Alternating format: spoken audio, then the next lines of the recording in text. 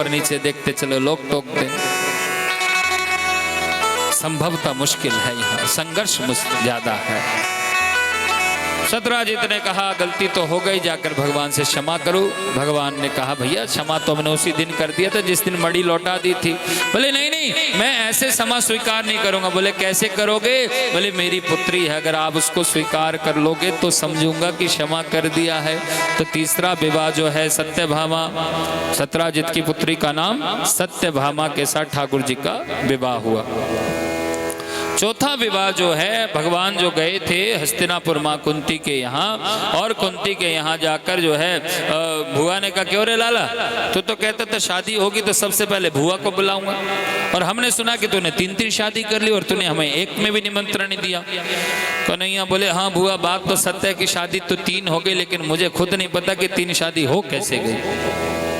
क्यों? अरे बस हो गई, बस अब समय नहीं था इतनी देर में कि तुझे निमंत्रण देते तू आ जाती। हाँ, अब बहाने तू बहुत लगा ले। अब किसी को विवाह में ना बुलाओ ना तो आपको कोई शिकायत करे, साहब आपने शादी में नहीं बुलाया, तो क्या कहे? अजी साहब बस अब क्या बताएं, बस सब इतनी भीड़ भड़ाका था, वो ये जल्दी जल्दी का रिश्ता हुआ, बस बहुत लोग रह गए। अरे आप तो घर के हो, कभी भी आ जाइए। अरे आप जैसे कितने शिकायत करने वाले हैं, तो न जाने कैसे कैसे बहाने बना लेते हैं। तो भगवान ने कहा कि बुआ तू चिंता मत कर, अगली बार अगर ऐसा कुछ हुआ तो तेरे को जरूर। बुआ बोले लाला 3-3 शादी हो गई, अभी और भी होंगी क्या? बोले भविष्य का क्या पता भाई। तो शाम का समय अर्जुन और ठाकुर जी जो हैं यमुना के किनारे घूमने निकले, और यमुना किनारे जब घूमने निकले तो बात करते करते दूर तक चले गए। बहुत दूर गए तो एक विशाल जंगल दिखाई दिया, और एक वृक्ष के नीचे एक श्वेत वस्त्र यानी सफेद कपड़े पहनकर जो है एक स्त्री भजन कर रही थी। कन्हैया ने पूछा अर्जुन जी जाकर पूछो ये बेचारी जंगल में क्या कर रही है, कौन है? जाकर पूछा हे देवी आप कौन हैं, यहाँ क्या कर रही हैं? उन्होंने कहा कि मैं सूरज की पुत्री यमराज की बहन, नाम मेरा कालिंदी, और श्री नारद जी के गुणों से सुनकर जो है, नारद जी के गुणों से श्री कृष्ण के गुणों को सुनकर जो है मैंने श्री कृष्ण को अपना बनाने के लिए यहाँ तप कर रही हूँ। अर्जुन आया, बोले बधाई हो। बोले क्या? बोले चक्कर तो यहाँ पर भी वही है। बोले अच्छा? बोले हाँ चक्कर तो यहाँ पर भी वही है। हो फिर? बोले भाई तो आप जानो महाराज, अब क्या है, हमने तो संदेशा दे दिया आपको, आप समझिए। ओहो। तो कहा कि महाराज श्री सुखदेव बाबा कहते हैं, जाकर संदेशा दिया, और संदेशा देने के बाद जो है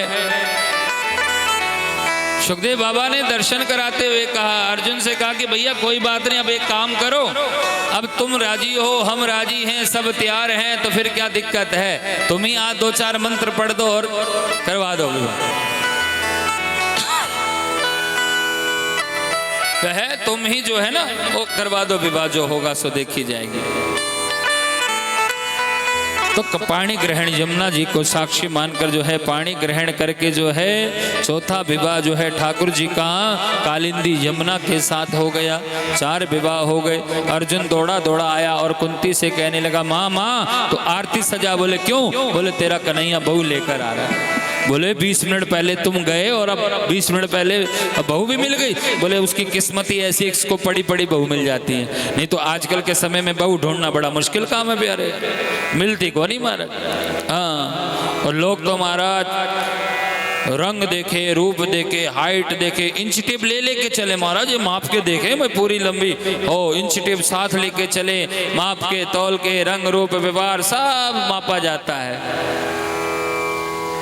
रंग माप लोगे, रूप मांग लोगे, हैं जात धर्म देख लोगे, लेकिन भीतर के गुणों को कौन से पैमाने से मापोगे? हैं भीतर के गुणों को कौन से पैमाने से मापा जाएगा? उसको भी तो मापने के लिए व्यवस्था चाहिए ना। भीतर के गुणों को मापने के लिए चाहिए तराजू। प्रेम से बोलो श्री राधे। श्री सुखदेव बाबा कहते हैं ठाकुर जी का विवाह हुआ। 4 विवाह हुए। 5वां विवाह नागनजिती के साथ, 6ठा विवाह भद्रा के साथ, 7वां सत्या के साथ और 8वां विवाह लक्ष्मणा के साथ हुआ, जिनको अष्टपट रानी कहा गया है। बोलो राधे राधे। ठाकुर जी के 8 विवाह हो गए हैं।